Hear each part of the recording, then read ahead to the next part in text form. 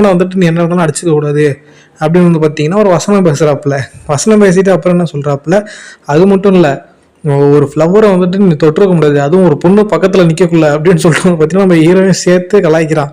So இந்த மாதிரி கலாய்க்கக்குள்ள அந்த பொண்ணுக்கும் பூவுக்கும் வலிக்காதா, அது கஷ்டமா இருக்காதா அப்படின்னு சொல்லிட்டு வந்து பார்த்தீங்கன்னா இன்னும் டயலாக் வந்து பார்த்தீங்கன்னா அதிகமாக பேசுகிறான். நம்ம ஹீரோயும் சேர்த்து தான் பேசுகிறான் அதில். ஸோ அப்படி பேசிகிட்டு இருக்கும்போதே இவன் என்ன பண்ணுறான், அவன் பேர் என்ன, ஸ்பைக் மண்டே என்ன பண்ணுறான், கண்ணாடிலாம் கீழே வீழ்ச்சி போல் அடிச்சு அடிக்கல. ஸோ மறுபடியும் அடிக்க வரான். ஸோ அடிக்க வரும்போது நம்ம ஜாக் என்ன பண்ணுறாங்கன்னா, அவனை பாருங்களேன், ஒரு கை வந்துட்டு அவன் ஹுடிஸ் பாக்கெட்டுக்குள்ளே இருக்குது, இன்னொரு கையை வச்சுட்டு வந்து பார்த்தீங்கன்னா ஃபைட் பண்ணுறாப்புல. ஸோ நம்ம ஸ்பைக் மண்டே அட்டாக் பண்ணுறான், அவன் மேலேயே விழல. ஸோ நம்ம இவன் என்ன பண்ணுறான், அவன் பாட்டுக்கு போக்கு போக்குன்னு மூஞ்சிலே குத்துறான் அப்பல நம்ம ஜாக்கு.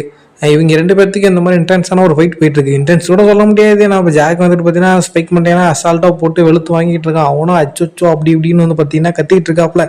ஸோ இதெல்லாம் வந்துட்டு நம்ம குண்டு ஹீரோ பார்த்து